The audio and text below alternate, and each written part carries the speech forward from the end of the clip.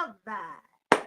Good morning, everybody. Good morning, everybody. We're back and we're here. This is a tape. We just let you know today is a tape. So we want to continue the message this morning. Yes. So I am Apostle River Bauer sitting in with, Pastor Rochelle. and I just want to welcome those of you on Facebook that are watching us. Welcome you to Overcomers Church service this morning. And we just pray and hope that you have a great time. We're doing part two or part Part three. three. Part three of It is four parents in the Bible who made some huge mistakes. I know in the biblical parents made Hello, huge right? mistakes. So that means when we make huge mistakes Yeah. with our kids or whatever, we everything recycles. Nothing is ever new. Things what goes around comes around. It comes back around.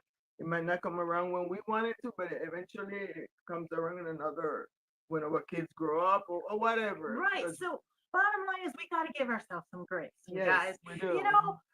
Kids don't come with an instruction manual. No, they don't. They all have their own different personalities and Yeah. everything. You've got to learn them and Yeah. what works best for them. Exactly. Just like you had to learn your spouse or significant other, you've got to do that with your children. Yeah. And that's something very important that we've got to get. Yeah. That, today's days kids are not the same. As Okay, yesterday's. my parents grew up in the generation. Kids are seen, not heard. You don't speak unless you're spoken to. You're always quiet, this and that. You don't ask questions. Then came my generation. I had some questions, and my folks was like, "What is wrong with you?" Yeah. No, this isn't how things are done, right? You just do what I say, and then that's just it. Then you have my son's generation, all kind of questions. So I answered the questions. I answer questions because I'm like, what used to be is not today. Exactly. Kids have questions. This is how they grow. This is how they learn. And so they need to feel comfortable asking questions in a respectful way. Yes. And so I was like, go for it, shoot. And I'm like, hey, you got to live your life, right? Yeah. I'm going to give you some instructions and directions. If you choose to take it, great. If you choose not to, that's going to be on you. That's going to make a difference whether or not you're working at McDonald's or whether or not you're working somewhere else making some money. Exactly. It's based on you, how much effort, work you put into it. Exactly. And that is so true because today we cannot raise kids like what we were raised. Right. I try to remind, and I'm like, it's not going to work like this. And I had to kind of like tone it down because, well, I was raised, you can put in instill values in them, but it's hard. Yeah, and we was getting beatings all the time. No, yeah. Left and right. Yeah. North and south. Okay, and then if they weren't sure, they're like, I know you didn't done something today. Let me just give you a couple licks because I know something happened that I didn't see. Yeah, exactly.